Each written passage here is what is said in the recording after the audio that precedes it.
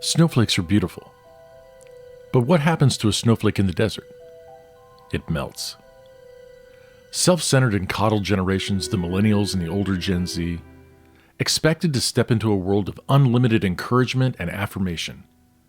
What they found was the reality of indifference and obstacles combined with an expectation of genuine competency, and they were unprepared.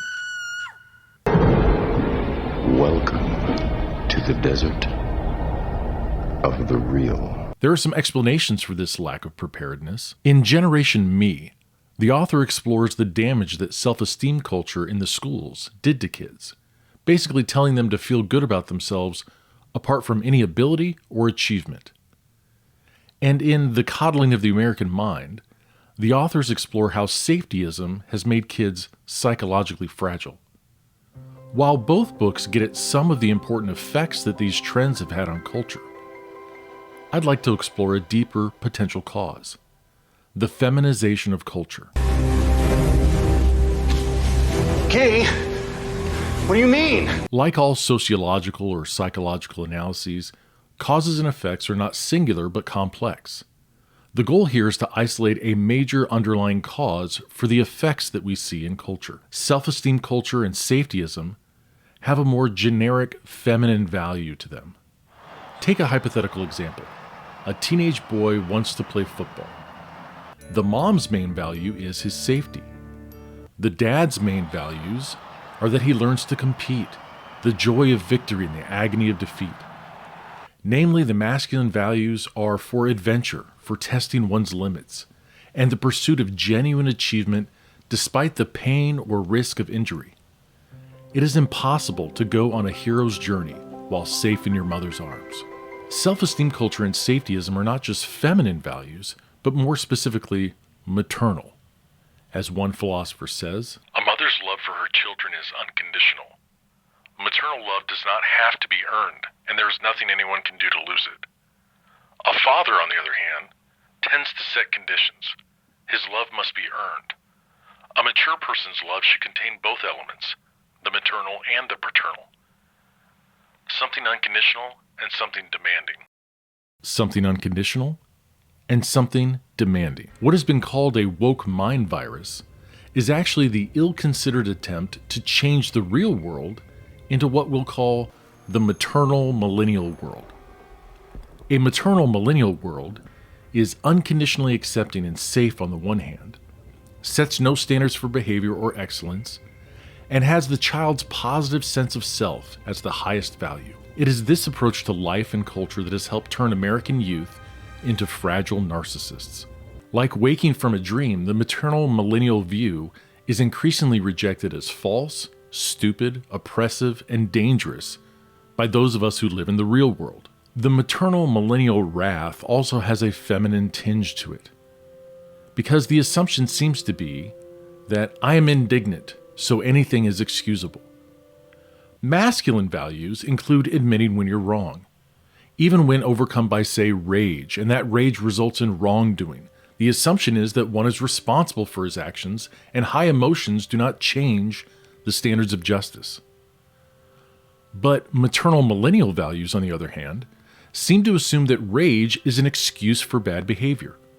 One is not responsible for her actions precisely because she was overwhelmed by strong emotions. The assumption is, even though I committed the wrongdoing, I can't be blamed for the wrongdoing because I was so upset. So high emotions become exculpatory. When this assumption is coupled with a neo-Marxist feminism that sees everything in terms of master and slave, oppressor and oppressed relationships, it results in excuses for things like the riots that followed George Floyd's death.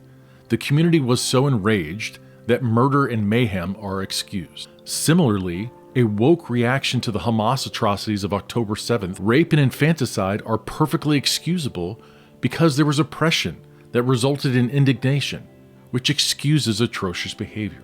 And on the safe college campuses of America, droves of young people joined anti-Israel protest, often driven by anti-Semitic hatred.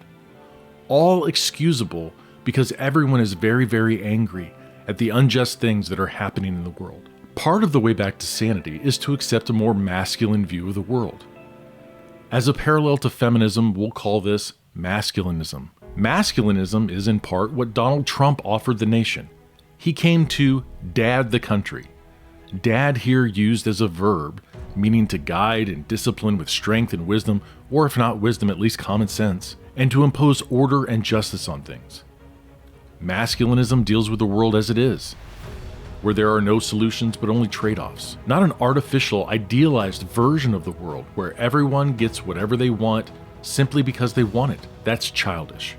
We need dad in charge. Safetyism as a philosophy will diminish people's capacity for greatness in the name of keeping them safe. The lockdowns of 2020 were basically safetyism run rampant. The reality is people are largely responsible for themselves. They should live as timid and safe as they want, or risk big things, dangerous things if they choose. Not everyone gets a trophy, and those who are surpassingly excellent should be recognized and honored. These are masculine values. As opposed to the more feminine value of equity. Everyone gets the same thing, regardless of merit, in the name of fairness. Look at how Caitlin Clark was treated by the WNBA. As opposed to how her male counterparts in the NBA praised her for her superior skills and play. Overall, her flair for testing her range every night and knowing that the other team's going to try to take it away. No shot is a bad shot, and when you can shoot it as well as she can. Some have asked, where are all the strong men? The answer is, some of these young men have been mothered into artificial fragility or badgered into uncertainty or apathetic silence. For snowflakes to survive, they must either change the world into a frozen wasteland where nothing verdant can grow, or they themselves must melt in order to become the water that causes the culture to thrive. It's time that the country, and Gen Z especially, embrace masculinism moving forward. Then we will have a country of strong men who create prosperous times. Stay masculine, my friends.